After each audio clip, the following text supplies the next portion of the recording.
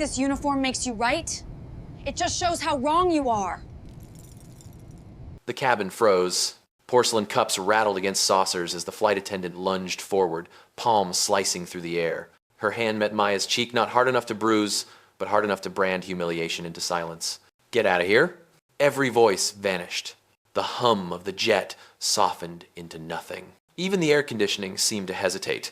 Dr. Maya Ellis didn't move. She sat in too, a posture still, breath even, eyes locked on the woman now trembling from her own outburst. The slap had landed, but the power hadn't shifted. The security officer at the aisle, Ethan Ward, tensed, hand hovering over his radio. Behind him, a male passenger lifted his phone, recording quietly, his reflection caught in the polished cabin wall. The light flickered over silver trays, champagne glasses, and one truth hanging in the air: Bias travels first class too. The attendant, Sabrina Cole, leaned closer, voice sharp enough to cut. "You heard me. This section isn't for people like you." Maya blinked once. Then her reply, soft, deliberate. "I own this jet." The man with the phone whispered, "Wait, what did she just say?" No one answered. "Before we continue, where are you watching from? Drop your city or country in the comments below. And if you believe in dignity and justice, hit like and subscribe. These stories spark change, and we're glad you're here. Now, back to Maya. The moment stretched like glass thin, breakable. Sabrina's breath came short. "Enough lies. Move before I call security." Maya didn't blink. "You already did." Ethan stepped closer. "Ma'am, stand up now." His voice cracked, not from anger, but from uncertainty. The passengers watched, unblinking, sensing something larger than a boarding dispute. Maya's hand rested on her black leather bag. Calm, grounded. Her voice never rose.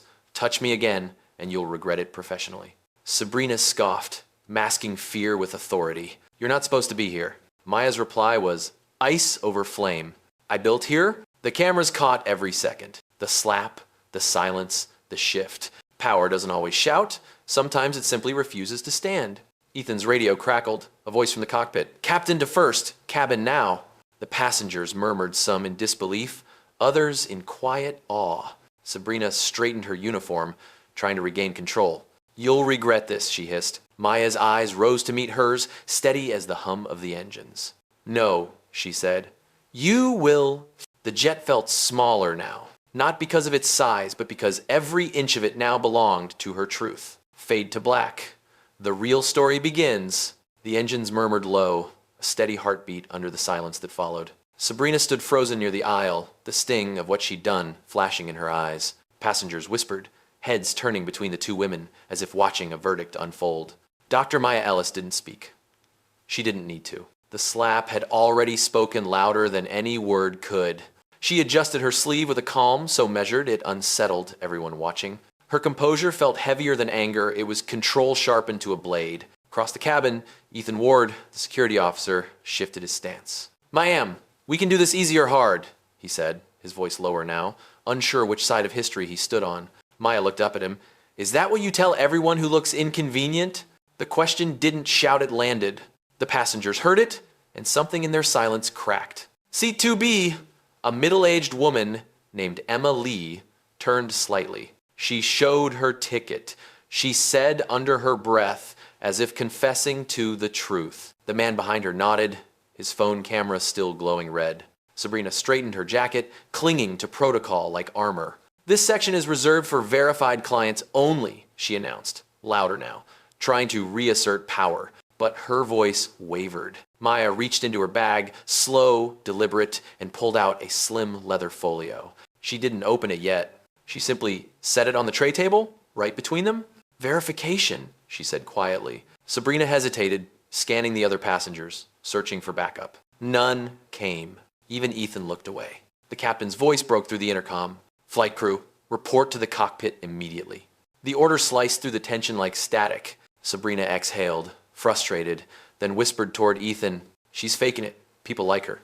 She stopped, realizing too late what she'd said. Maya's eyes narrowed just slightly. "Finish that sentence," she said. Ethan's jaw clenched. He didn't step forward. He didn't have to. The shame was already walking up the aisle. Maya leaned back in her seat, her reflection visible in the window beside her. Outside, the runway lights blurred into streaks of gold and blue, motionless but alive. She whispered, mostly to herself, 20 years, and the script never changes. At 19, she'd been escorted out of a business lounge in Houston. Dress code, they'd said, as men in sneakers walked past unbothered. That memory sat beside her now, invisible but undeniable. Sabrina cleared her throat, trying to recover control. You can take your attitude and leave this aircraft before we... Maya interrupted, voice flat. Before you what? Call your supervisor? A small smile, quick and cutting. You already have. Her phone vibrated once, no ringtone, no gesture, just a subtle confirmation. A message from Rachel Holt, her executive assistant. Aquila protocol engaged, confirming ownership data. 2 minutes. The clock had started. Maya folded her hands, eyes never leaving Sabrina. You just made this personal, Sabrina muttered. No, Maya answered. You did. The hum of the engines deepened, the kind of sound that warns of turbulence before it arrives. Every face in the cabin turned toward the woman who hadn't raised her voice once. And still, somehow, she was the loudest person in the room. The captain still hadn't come. The intercom crackled once. Then silence returned, thicker than before. The air smelled faintly of burnt coffee and tension. Sabrina stood at the front of the aisle, shoulders rigid, pride trembling under the weight of eyes, watching her every move. Maya Ellis hadn't moved since the slap. Her posture remained precise in accusation, all by itself. Her tablet lay unopened on the tray. Her gaze didn't waver. When power is real, it doesn't need to perform. It simply waits. Ethan Ward shifted again, his radio whispering fragments of chatter. Captain's on his way, came a faint voice through static. He exhaled in relief, as if that would erase what was already done. Sabrina turned toward him. Escort her off before he gets here. We'll handle the paperwork later. Ethan hesitated. She hasn't resisted. Maybe wait for claying. Do it! Sabrina snapped. Now. Ardnever so? That one word now cut the cabin in half. Half the passengers leaned back, avoiding trouble. The other half raised their phones.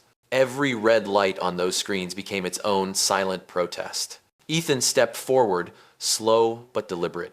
Ma'am, he said quietly, I'm asking you to gather your belongings. Maya met his eyes. And I'm asking you to remember who you work for. For a second his breath caught. Ma'am, please. Maya lifted her phone. Rachel, she said, evenly marked the timestamp. A crisp voice replied through her earpiece. Logged at 6:41 p.m. Ownership verification complete. Proceeding with broadcast authorization. Sabrina froze. Broadcast what? Maya didn't answer. She didn't have to. The young trainee, Mia Park, hovered near the galley door, pale but awake now. She whispered to the man beside her. Her ticket scanned green. I saw it. Chrysling, he whispered back. Then why? Because people like her, Mia murmured, always get questioned first. Sabrina spun around. What did you say? Mia stepped forward, trembling but firm, her seats real. The words hung there, fragile but blazing. It was the first crack in the wall. Emma Lee, from 2B, spoke up next. She's done nothing wrong. You hit her. The murmur spread like fire through dry grass. Ethan's radio hissed again, control tower chatter overlapping with guilt. Sabrina barked, phones down, no filming allowed. But the red lights stayed. One man said calmly, You don't get to tell us what we saw. Maya sat still, absorbing every syllable. Then quietly, almost tender, she said, This is what silence used to look like. Her tone made the cabin listen. This is how we let injustice survive. Polite, procedural, professional. Sabrina laughed, high and brittle. You think this is about race? Maya's gaze sharpened. I think this is about respect and how you decide who gets it. Rachel's voice came again, steady as the hum of engines. Dr. Ellis, Aquila protocol fully active, crew audit initiated. Maya smiled slightly. Perfect timing. She turned to Ethan. Step back. He did, instinctively. Not because she ordered him to, but because something in her presence made defiance feel smaller than truth. Outside, the sky was turning amber over the tarmac. Inside, every second stretched. Justice was already taxiing toward the gate. Maya unfolded her tablet at last, its screen glowing with her company's crest. The title read, Ellis Aviation Holdings Private Fleet Registry. Below it, the jet's tail number, her signature, her authority. She lifted her eyes to Sabrina. "You said I don't belong," she murmured. "Then tell me, where do you belong when the owner walks in?" The cabin fell silent, and somewhere deep in that quiet, the power shifted for good. The tablet's glow washed the cabin in a cold, electric light. Every reflection on the polished metal trim, every stunned face seemed to orbit around that single screen. Sabrina's lips parted, but no sound came out. For a moment, the hum of the jet was the only thing alive. Dr. Maya Ellis spoke softly, the way judges speak when the verdict's already written. "This aircraft," she said, sliding the tablet forward, "belongs to Ellis Aviation Holdings. That's me." She didn't raise her voice. She didn't need to. Authority sat in her tone like steel under silk. Sabrina glanced around, searching for backup that no longer existed. Ethan Ward took one small step backward, the way a man retreats from a fire that's no longer safe to approach. In row 3, phones kept filming quiet, red dots blinking like witnesses. Mia Park, the trainee, whispered, "It's true." Sabrina turned sharply. "You stay out of this!" But the young woman didn't. She took one step forward, trembling but steady. "She owns it. I saw her name on the manifest before takeoff." A collective intake of breath swept the cabin. Someone in the back muttered, "No way." Another passenger whispered, "Oh, it's real." Maya's gaze swept across the aisle slow, deliberate. "This wasn't about a seat," she said. "It was about how fast you were ready to believe I didn't belong." Sabrina's eyes flashed. "You're twisting this?" Maya leaned forward, slightly calm as stone. "No, I'm documenting it." Her phone buzzed once more. Rachel Holt's voice filled her ear like quiet thunder. "Crew compliance report uploaded. Audit flagged for bias. The board is watching live." Maya nodded, barely let it stream. "Done." Ethan's radio crackled again, a voice he didn't recognize this time. "Security standby. Corporate oversight en route." He looked up, his authority dissolving between duty and dread. From 2B, Emily lifted her chin. "You said people like her. We all heard it." Her voice didn't tremble. It anchored the entire cabin. The man beside her added, "That slap was on video. This isn't going away." Sabrina's breath quickened. Her face, so confident minutes ago, was now pale under the cabin lights. "You think you can just walk in here, make accusations, destroy my career?"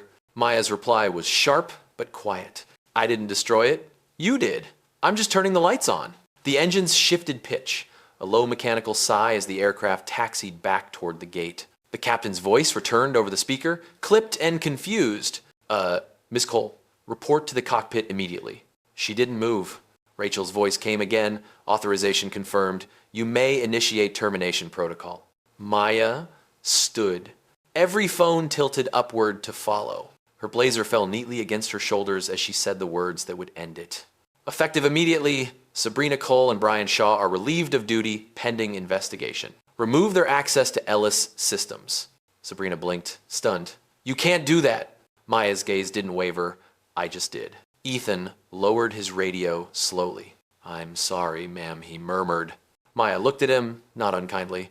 "Apologies a start, accountabilities the rest." The hum of the engine softened further as the jet rolled to a stop. Passengers began clapping, not loud at first, but building, wave after wave. Mia covered her mouth, tears catching the cabin light. Sabrina stood there, breathless, her authority dissolving like smoke. Maya turned away, calm as sunrise.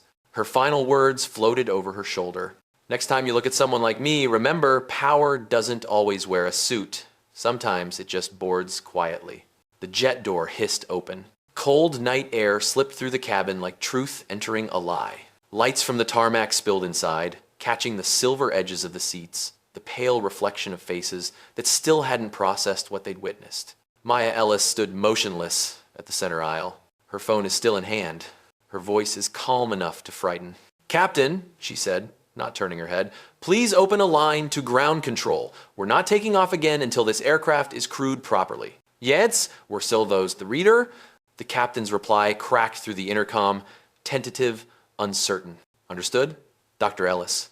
The title landed like a gavel. Dr. Ellis. The room once filled with suspicion now bent beneath it. Sabrina Cole sank into the jump seat near the galley, hands shaking. She whispered to Brian, "She's bluffing." Brian didn't answer. His badge had already gone red, deactivated by the system Rachel triggered. The light blinked twice, then died. At the far end, Ethan Ward stepped aside, giving Maya the full aisle. Passengers whispered her name like a rumor, turning into record. Maya took one slow step forward, the rhythm of her heels deliberate. Tap, pause, tap. Every sound claimed the space back. She looked to Mia Park, the trainee still standing, frozen near the emergency exit. You did the right thing, Maya said quietly. That's how real change begins, one voice refusing to stay quiet. And Bran. Mia swallowed, nodded once, eyes glassy but fierce. I just told the truth. That's enough, Maya replied. Most people never do. Sabrina finally rose, breath uneven, mascara trembling near her eyes. You don't understand how this works, she muttered, voice cracking.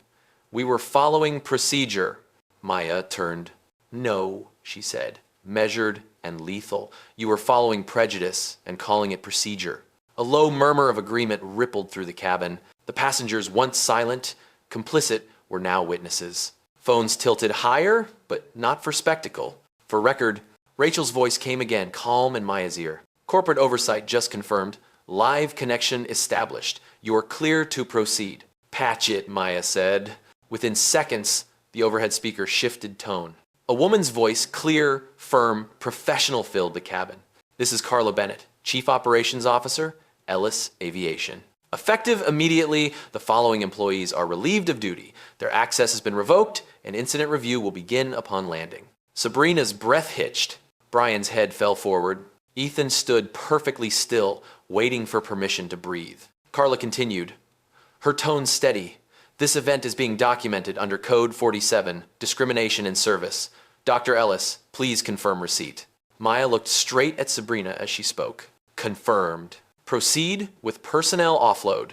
The sound of paperwork being torn echoed, Brian pulling his own badge free. He placed it on the fold-down table, the gesture awkwardly reverent. Sabrina hesitated, clutching hers as if it were oxygen. Maya extended her hand. You'll surrender it now. The attendant looked around, desperate for an ally. None appeared. Finally, trembling, she placed the badge into Maya's palm. Maya closed her fist. The click of metal meeting leather carried farther than a scream. Gate control, she said to her phone. Request personnel, escort for terminated crew. The reply was instant. Affirmative. Security en route. Outside, through the oval window, two figures in orange vests began walking toward the plane. Inside, silence returned, but it was no longer heavy. It was clean, cleansed. Maya looked down the aisle one last time. Passengers were still filming, still stunned. She gave them a small nod, not for applause, but for awareness.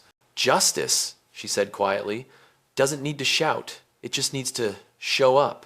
The door opened wider. Night air rushed in, and with it came the sound of footsteps security arriving to finish what dignity had already started. The jet bridge lights flickered pale white, reflecting off the fuselage like camera flashes from a crime scene. Two airport security officers stepped aboard, the hum of their radios breaking the uneasy quiet. No one moved. Not the passengers, not the crew.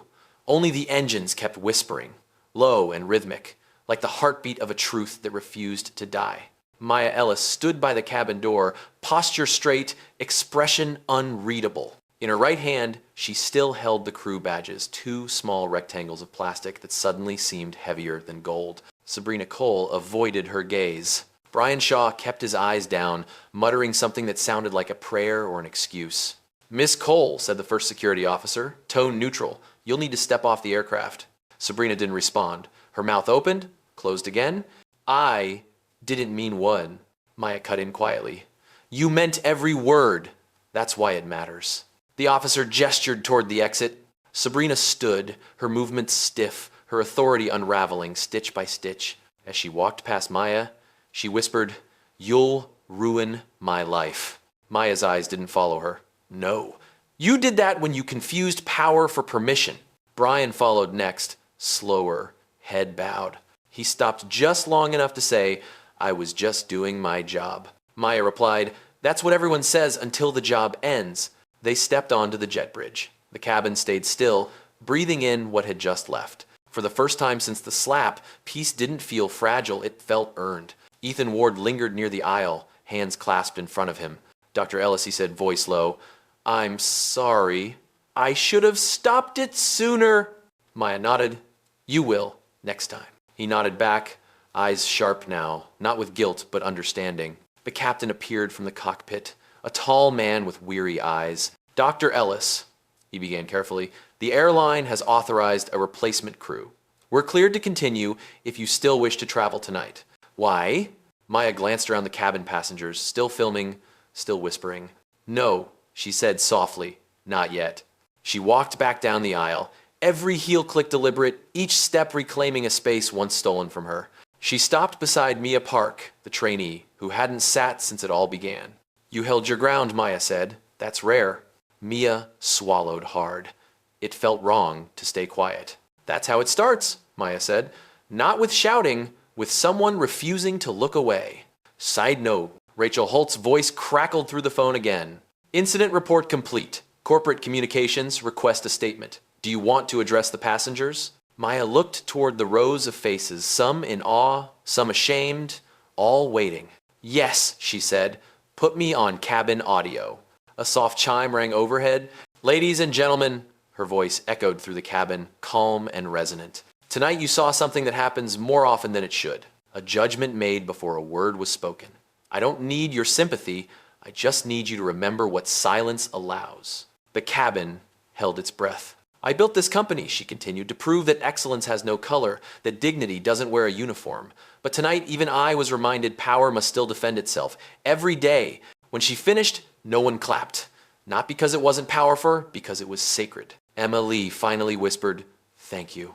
"Walls."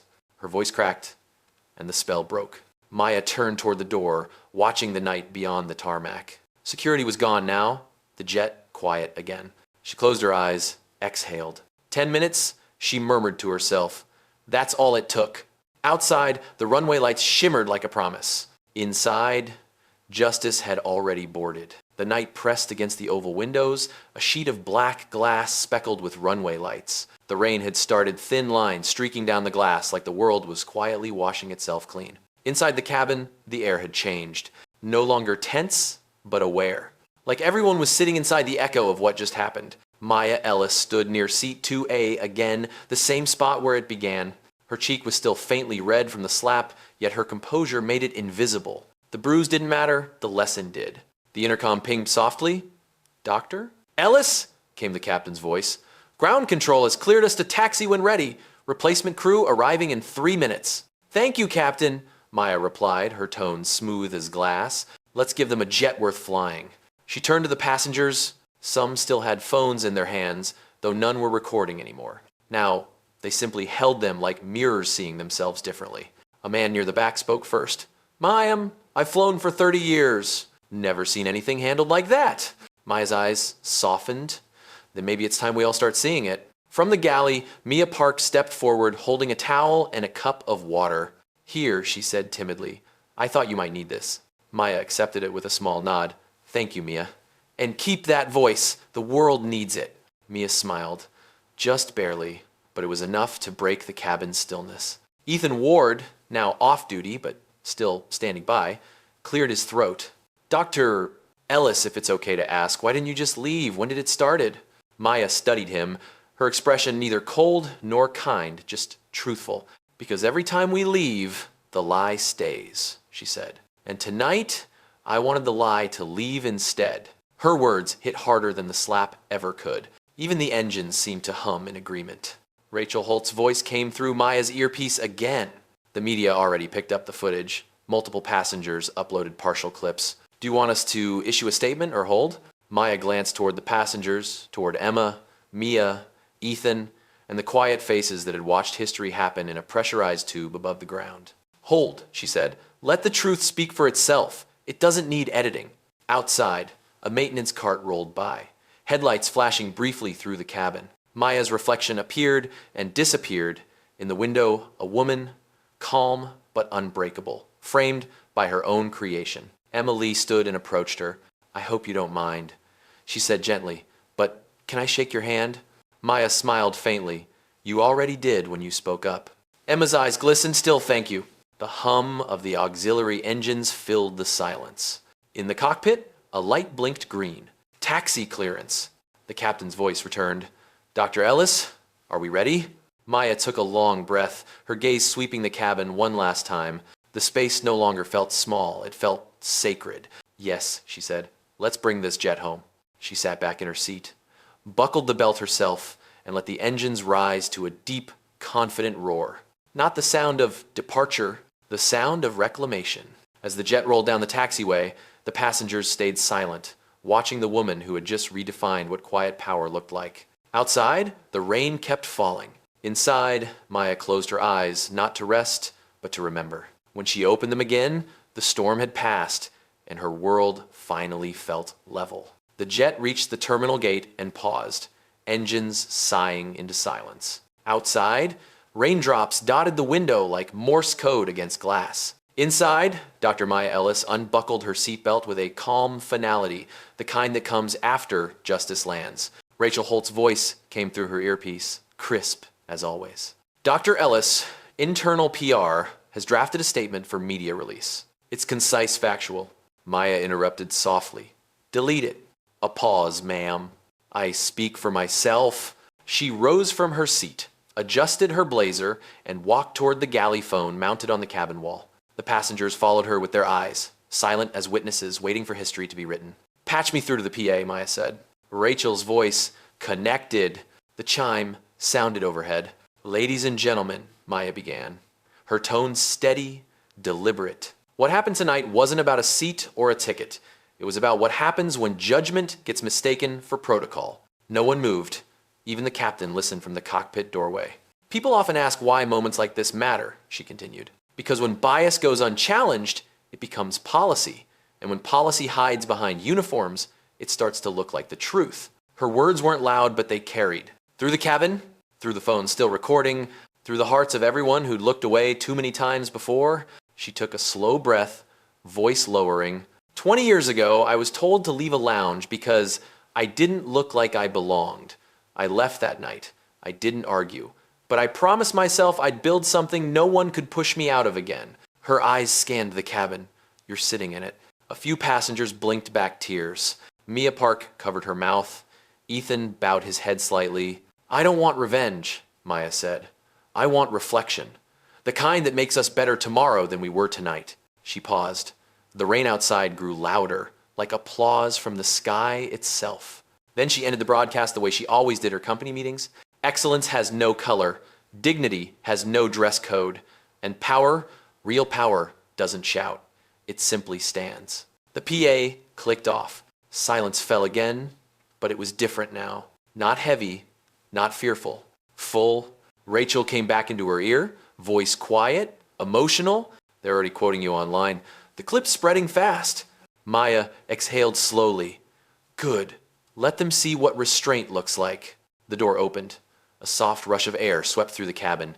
A new flight crew waited at the threshold, 3 professionals in fresh uniforms, respectful and poised. The lead attendant stepped forward, hand over heart. Dr. Ellis, we're honored to serve under your command tonight. Okay, Bo. Maya nodded once, her expression unreadable but kind. Then let's set the standard, she said. The passengers applauded, not the way crowds do at concerts, but the way people do when they've just seen something right. A sound that begins in the chest, not the hands. As she took her seat again, Ethan leaned in quietly. You changed something tonight. Maya looked out the window where the rain softened into mist. No, she said. We all did. I just refused to look away first. Some slower. The engines began to hum again, slow and strong. Somewhere deep inside, that sound was closure, the kind that doesn't erase pain, but redeems it. The cabin lights dimmed to a soft amber glow as the jet ascended through layers of silver cloud.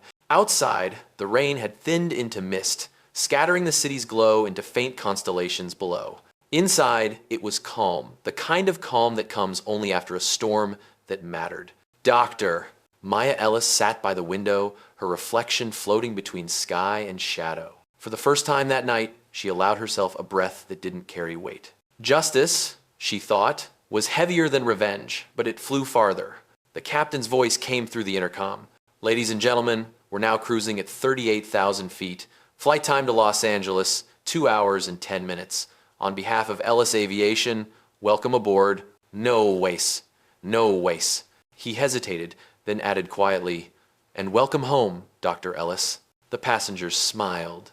Some clapped softly, a ripple of warmth replacing what had been fear. Maya didn't turn. She just nodded once, eyes on the clouds unfolding beneath her white, unjudging, free. Across the aisle, Mia Park approached, holding a folder. "Dr. Ellis," she said carefully, "ground control sent updated incident reports. They said you could review or discard them." Maya smiled faintly. "Discard them." The truth already flew. "Will you forgive them? Will you forgive them?" "Them?" Maya asked. "No, but I'll forgive myself for letting it happen so long without stopping it here." Mia nodded, clutching the folder tighter. "You make it look easy." "It isn't," Maya said. "It's just necessary."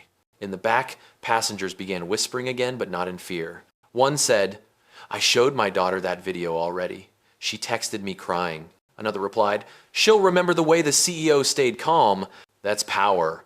Maya caught fragments of their words, and a small, real smile touched her lips. For once, she didn't feel the need to correct, to explain, to prove. Silence had done that for her. Her phone buzzed a message from Rachel Holt. Live view count, 3.7 meters.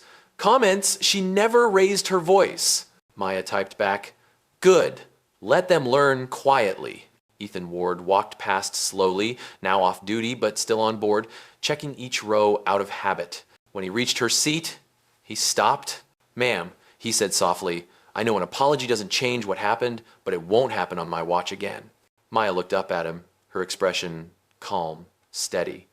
"That's how change begins, Officer Ward. Not with rules, with memory." He nodded, eyes low, then moved on. Maya leaned her head back, watching the clouds break apart like folded paper. Her reflection stared back at her stronger now, not harder. The slap, the stares, the whispers, all just turbulence before clarity. She remembered her mother's words long ago. When they raise their hand, don't raise yours. Raise your standard. It had sounded poetic when she was young. Tonight, it sounded like survival. She reached for her tablet and opened a document titled Aquila Protocol Final Review. Beneath the text, a single line read, "For those who spoke up." Maya added one more, "and for those who finally listened." Outside, dawn began teasing the edge of the horizon, a pale gold streak stretching across the dark. She whispered, "Every flight has turbulence. Not every pilot has a purpose." The captain's voice returned, softer this time.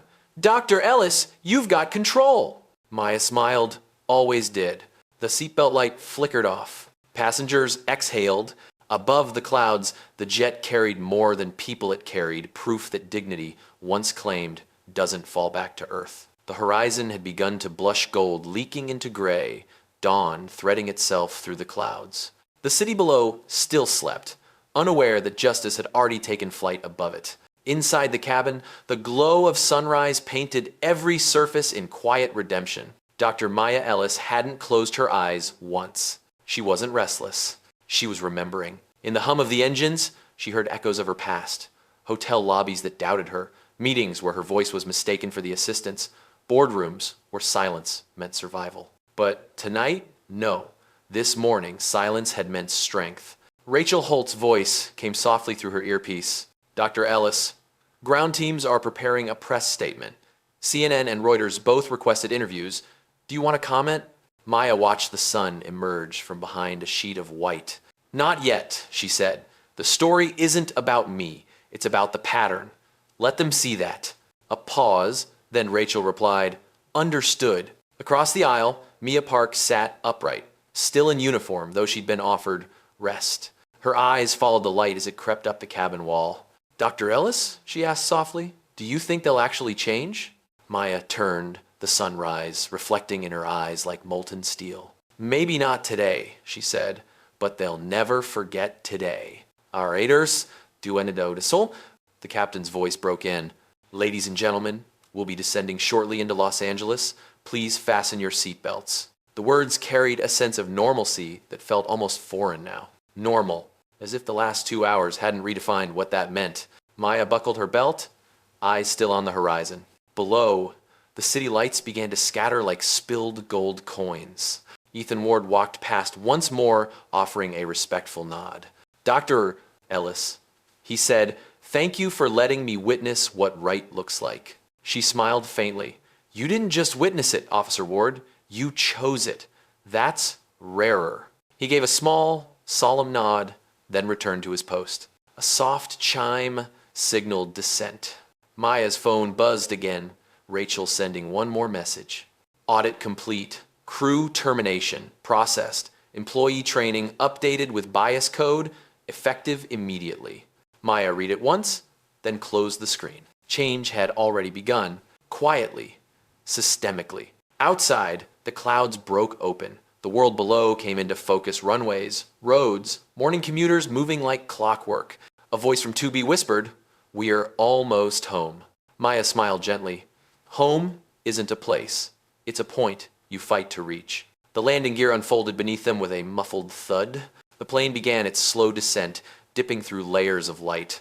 Every passenger looked out their window, each reflecting on what they'd witnessed. No one spoke. No one needed to. As the jet touched down, the tires kissed the runway in perfect symmetry, smooth, precise, unshaken. The moment felt symbolic. A return not just to ground, but to balance. Maya unclipped her belt. "Rachel," she said softly, "scheduled an internal briefing at headquarters. Title it Respect Protocol. Make it mandatory, top to bottom." "Already drafting it," Rachel replied. The engine slowed to a deep exhale, the kind that signals both an ending and a beginning. Passengers began clapping again, soft, grateful. One man leaned over the aisle.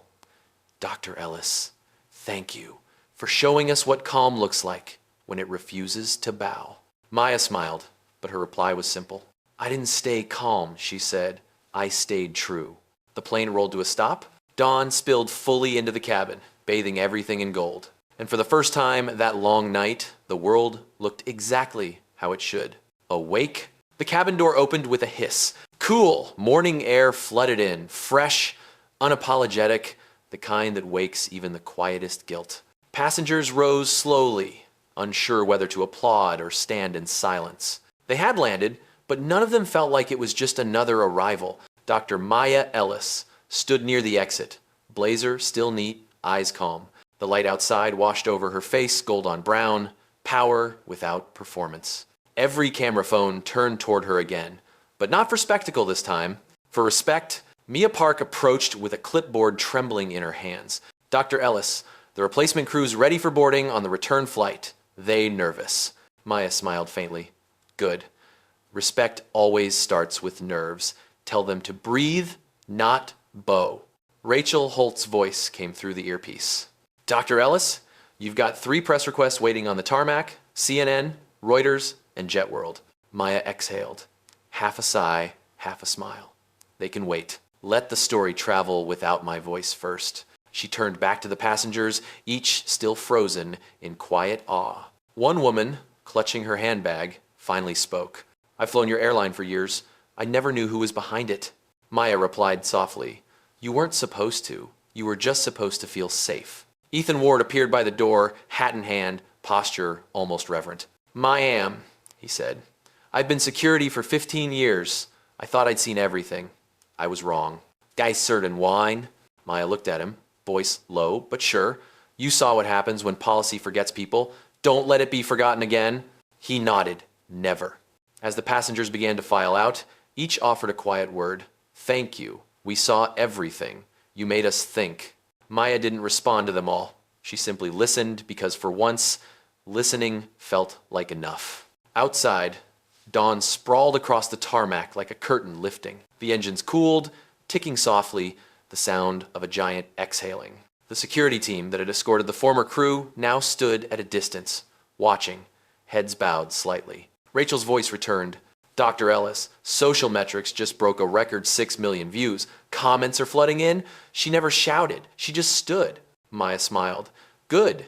That's how power should sound." She stepped out of the cabin, heels striking the metal ramp with deliberate rhythm. Each step echoed like punctuation marks in a closing statement. At the base of the stairs, reporters waited behind a security line. Flashes blinked, microphones angled forward, but Maya raised her hand once, and silence spread faster than questions.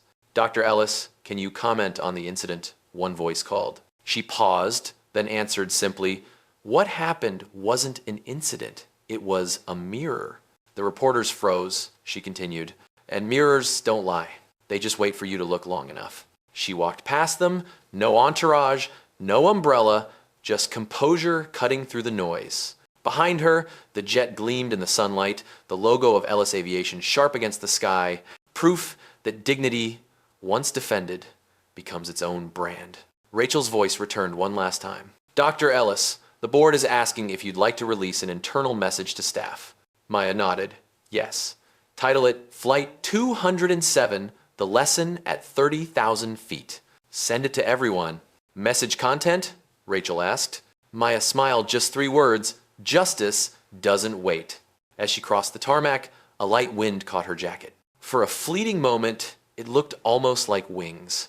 Behind her, the aircraft door closed, engines ready for another flight, not just across states, but across conscience. The terminal was quiet, not the kind of quiet that follows exhaustion, but the kind that comes when the world has just witnessed something irreversible. Dr. Maya Ellis stood at the window wall overlooking runway 4. Her jet, the same one she'd been thrown out of, then reclaimed, sat gleaming beneath the morning sun, a silhouette of composure against the new day. Ground crew moved around it with newfound precision, every gesture careful, respectful.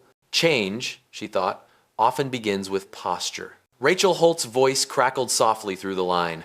Press still waiting? They're calling it the Flight of Justice, trending in 12 countries. Maya gave a faint, ironic smile. Justice doesn't need a hashtag, Rachel. It just needed to board on time. Rachel chuckled softly.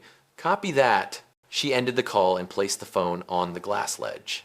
The reflection stared back at her, calm, steady, undefeated. For the first time in years, she didn't see a CEO. She saw a survivor who'd turned composure into a weapon. Footsteps approached. It was Mia Park, still in uniform, now holding a folded piece of paper. Dr. Ellis, she said shyly, this came from one of the passengers. They asked me to give it to you. Maya unfolded the note. In a hurried scrawl, it read, Thank you for proving silence isn't weakness. Beneath it a signature, Emily. Maya read it twice, then smiled. Small, private, real. Keep that, she told Mia, handing it back. It'll remind you why truth costs what it does. Mia clutched the note to her chest, tears welling. I'll never forget tonight. Maya nodded. Then it was worth it. Outside, the replacement crew prepared for departure. Each one paused to greet her with a quiet nod before boarding. No grand gestures, just acknowledgement. Respect had replaced hierarchy. Ethan Ward approached next. Now off duty, uniform jacket folded over his arm. Dr. Ellis, he said, I've filed my full report. But I wanted to say something off the record. Maya turned toward him, curious. He continued, voice low. In my line of work, we're trained to act first, think later.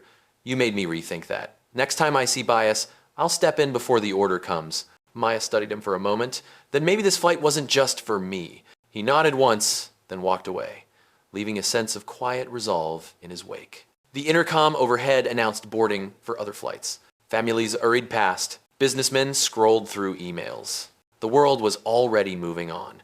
But Maya knew some moments don't fade, they ripple. Her phone buzzed again. A message from Rachel.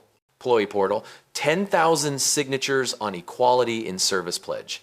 Maya exhaled. 10,000, she whispered. That's how a revolution whispers through duty, not volume. She picked up her carry-on and walked toward the boarding bridge. The wind outside had shifted, carrying the warmth of sunrise. At the top of the stairs, she stopped, turned back once to look at the tarmac. There was no anger left in her. No revenge, no tremor, only balance. She spoke softly to herself, to the past, to anyone who might still be listening. They thought silence was surrender. It never was. It was a strategy. She stepped aboard. The door sealed behind her with a heavy click 1 era closing. Another beginning. The engines ignited again, low and confident, as the jet prepared for its next flight. Through the window, the city glimmered awake beneath her. Somewhere down there, another Maya was being underestimated. And maybe, after tonight, she'd know what to do next. Because stories like this don't end. They circulate at 30,000 feet, in boardrooms, in hearts,